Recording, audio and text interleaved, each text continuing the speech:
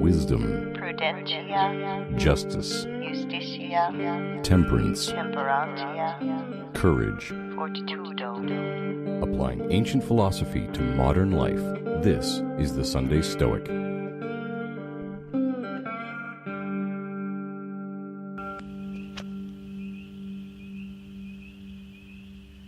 Steve here with the Sunday Stoic Podcast. I don't know how well my phone will pick this up. I'm sitting on my porch, my favorite place to podcast from, and the chorus frogs and various other frogs are singing pretty loud tonight. Today is my 39th birthday, at least when I'm recording this. It's Sunday, and I'm approaching the big 4-0. And that's often thought to be a big deal. Oh my gosh, I'm about to hit 40. You're already halfway over the hump. You've got fewer birthdays left to go than you've had already, and it's something to think about. Let me let my dog out here. Come on outside, Dexter. Come on. Good boy.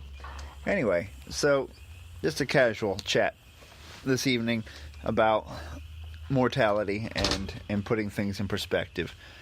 Nothing planned out really. Just I was thinking though how lucky I am to have made it this far.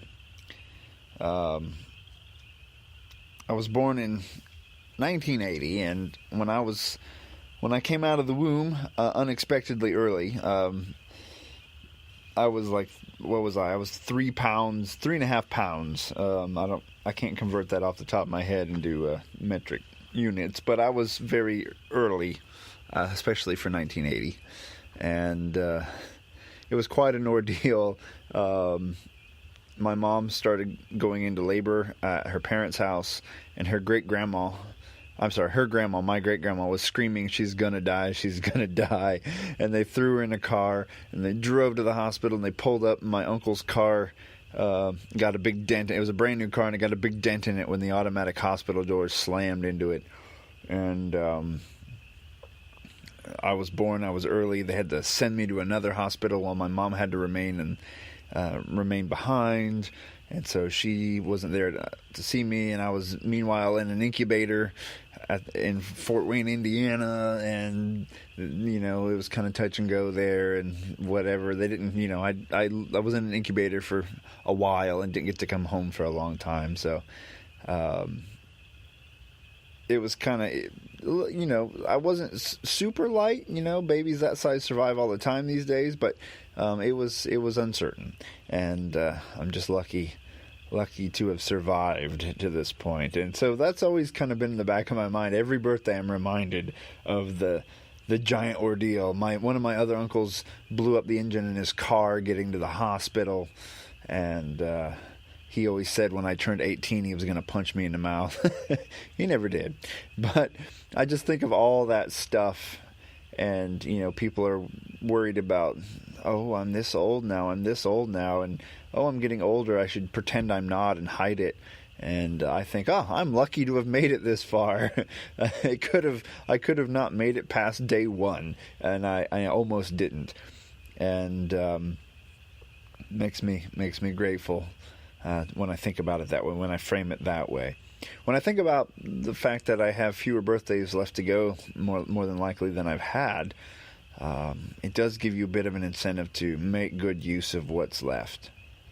And I actually had some wisdom given to me by my 2-year-old son yesterday.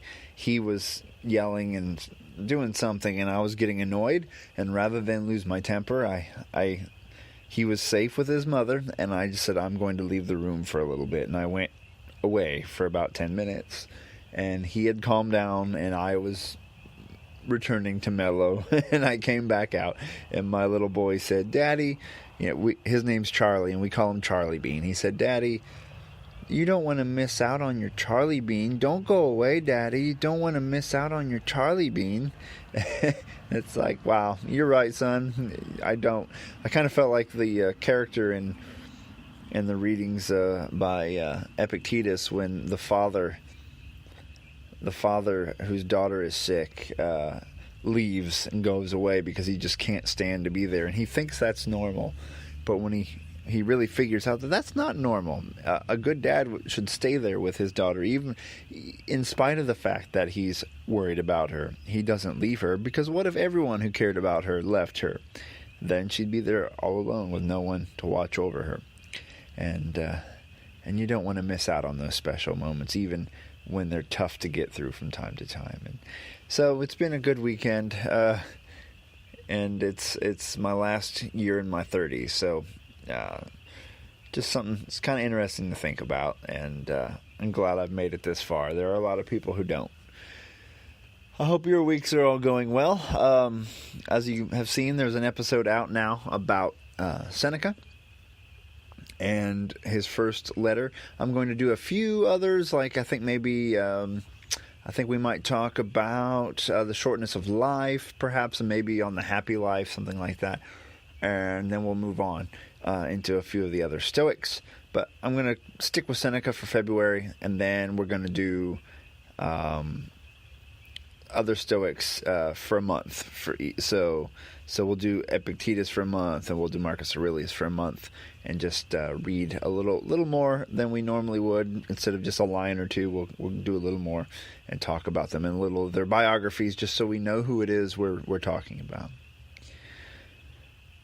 All right, everybody. I hope your Stoic practices are going well. I have completely screwed up my diet this weekend, being my birthday, so I will return back from this Epicurean path towards the path of the Stoics and beg forgiveness. But I'm going to make that course correction in the morning.